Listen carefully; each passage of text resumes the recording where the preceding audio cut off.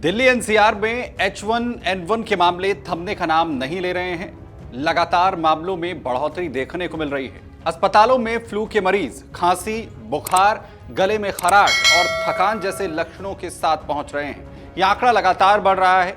कुछ मरीजों में सांस लेने से जुड़ी परेशानी देखने को मिल रही है। सरकार की तमाम कोशिशों के बाद भी मामलों में कमी होती हुई नजर नहीं आ रही है। फिलहाल राजधानी दिल्ली की बात करें तो मरीजों का ये आंकड़ा 1770 के पार पहुंच गया है। दरअसल पिछले कुछ दिनों की बात करें तो मौसम में बदलाव के बाद से लगातार दिल्ली एनसीआर में H1N1 के मरीजों की संख्या में अच्छी खासी बढ़ोतरी देखने को मिली है। पिछले साल अगर इसी अवधि की बात करें तो यह आंकड़ा 229 के करीब था। यानी इस साल मामलों की संख्या बेतहाशा तरीके से बढ़ रही है। वहीं अस्पतालों की तरफ से हालात से निपटने के लिए तमाम प्रयास किए जा रहे हैं। जहां पर हल्की समस्याओं के साथ आने वाले मरीजों को डॉक्टर घर पर रहकर आराम करने की सलाह दे रहे हैं, तो वहीं गंभीर लक्षणों वाले मरीजों को अस्पताल में इलाज मुहैया करवाया जा रहा है। हालांकि डॉक्टर्स का कहना है कि ज्यादातर मरीजों में बीमारी गंभीर नहीं है और आराम, पर्याप्त तरल पदार्थ और जरूरी देखभाल से सभी मरीज ठीक हो रहे हैं। समस्या तब हो रही है जब संक्रमण फेफड़ों तक पहुंच रहा है, मरीज को सांस लेने में या फिर दिक्कत आ रही हो। जाहिर है H1N1 इन्फ्लुएंजा ए एक वायरस है जो खास तौर पर सांस से जुड़ी हुई समस्याओं के लिए जिम्मेदार माना जाता है। सामान्य स्थिति में मरीज को बुखार, खांसी, गले में खराश, सिर दर्द, शरीर में दर्द और थकान जैसे लक्षण हो सकते हैं। ज्यादातर लोग बिना किसी बड़ी कॉम्प्लिकेशन के भी ठीक हो रहे हैं, लेकिन कुछ मरीजों में संक्रमण उनके फेफड़ों तक पहुंच सकता है। इससे फेफड़ों में सूजन हो सकती है, शरीर में ऑक्सीजन की कमी हो सकती है, गंभीर स्थिति में निमोनिया जैसे हालात भी बन सकते हैं। कुछ मामलों में सांस लेने में बहुत ज्यादा परेशानी हो, ऑक्सीजन की कमी हो जाए, यहां तक कि सांस से जुड़ी गंभीर स्थिति भी पैदा हो सकती है। इसीलिए सिर्फ किसी भी बुखार या खांसी को आम खांसी बुखार मानकर उसकी गंभीरता को तय नहीं किया जा सकता। सबसे ज्यादा जरूरी बात यह है कि मरीज को सांस लेने में किसी भी तरीके की दिक्कत ना हो। बीमारी के दौरान उसकी हालत बेहतर हो रही है या फिर नहीं, उसकी तबीयत खराब हो रही है या फिर नहीं, इस पर नजर रखना बेहद जरूरी है। उधर भारतीय चिकित्सा संघ ने बुधवार को मानसून के दौरान इन्फ्लुएंजा ए यानी H1N1 स्वाइन फ्लू के मामलों में मौसमी बढ़ोतरी को लेकर सार्वजनिक स्वास्थ्य सलाह भी जारी की है। IMA ने लोगों से एंटीबायोटिक्स और एंटीवायरल दवाओं का खुद से इस्तेमाल या सेवन न करने की अपील की है। साथ ही गंभीर लक्षण दिखाई देने पर तुरंत डॉक्टर से मदद लेने की सलाह भी दी गई है। वहीं IMA की तरफ से बताया गया है कि भारत में इस वक्त जो H1N1 के मामलों में बढ़ोतरी देखने को मिल रही है, ये मौसमी बढ़ोतरी है। दिल्ली में अगर बात करें तो फिलहाल ये मामले 1770 से अधिक बताए जा रहे हैं और महाराष्ट्र हो, कर्नाटक और पश्चिम बंगाल में भी H1N1 के संक्रमण के मामले देखने को मिले हैं। इसके अलावा ICMR की निगरानी में ये बताया गया है कि किसी भी तरीके का म्यूटेशन इस वायरस से नहीं देखने को मिला है। सलाह में बताया गया है कि भारतीय आयुर्विज्ञान अनुसंधान परिषद यानी ICMR की निगरानी से ये पता चला है कि फिलहाल देश में फैल रहा वायरस मौसमी इन्फ्लुएंजा ए यानी H1N1 ही है।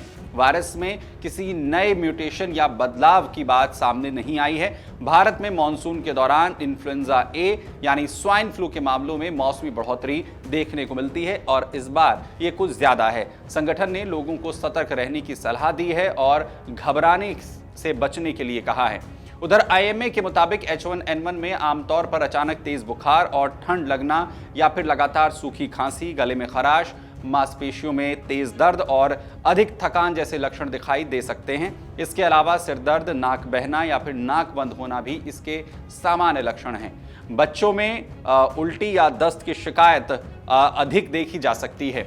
वहीं आखिर वो कौन से लक्षण हैं जिन्हें देखकर आपको अलर्ट हो जाना है, वो भी आपको जल्दी से बता देते हैं। फ्लू के दौरान हल्की थकान या फिर बुखार की वजह से थोड़ा सांस फूलना हो सकता है, लेकिन अगर सांस लेने में परेशानी बढ़ने लगे तो इसे सामान्य मानकर नजरअंदाज ना करें, डॉक्टर से संपर्क करें। डॉक्टर्स के मुताबिक कुछ ऐसे लक्षण हैं जिन पर तुरंत ध्यान देने की जरूरत है। इसमें आराम करते समय अगर सांस फूल रहा है, तेजी से बढ़ती सांस की परेशानी, ऑक्सीजन का लेवल गिरना, सीने में दर्द या दबाव या बहुत तेज या जोर से लगाकर सांस लेना, चलने या बोलने में भी अगर सांस फूलने लगे तो आपको अलर्ट हो जाना चाहिए, डॉक्टर से संपर्क करना चाहिए। इसके अलावा अगर मरीज के होंठ नीले या फिर पीले आपको दिखाई दे रहे हैं, उसे बहुत ज़्यादा नींद आ रही है, वो भ्रम की स्थिति में भी हो, तो भी आपको अलर्ट रहना है। अचानक उसकी हालत बिगड़ जाए तो ये गंभीर स्थिति के संकेत हो सकते हैं।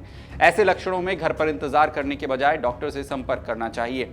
इसके अलावा अगर बुखार और खांसी धीरे धीरे कम हो रहे हैं, मरीज बेहतर महसूस कर रहा है, तो स्थिति हालात सामान्य है। लेकिन अगर कुछ दिन ठीक रहने के बाद अचानक से फिर से खांसी बढ़ जाए, सांस फूलने लगे या बुखार लगातार बना रहे तो डॉक्टर से जांच कराना जरूरी है, क्योंकि फ्लू कुछ मामलों में तेजी से गंभीर रूप भी ले सकता है। इसके अलावा मुश्किल सिचुएशन ऑक्सीजन की कमी की भी हो सकती है। ऑक्सीजन का स्तर जांचने के लिए आमतौर पर आजकल घरों में जो पल्स ऑक्सीमीटर हैं उनका इस्तेमाल किया जाता है। ये छोटी सी डिवाइस होती है, इसे आप अपने घर पर रख सकते हैं। और ऑक्सीजन लगातार कम हो रही है, साथ में सांस लेने में भी परेशानी है, तो ये चिंता की बात हो सकती है। हालांकि सिर्फ एक बार ऑक्सीजन की जो रीडिंग है उसमें कम ऑक्सीजन आने पर घबराने की जरूरत नहीं होती है।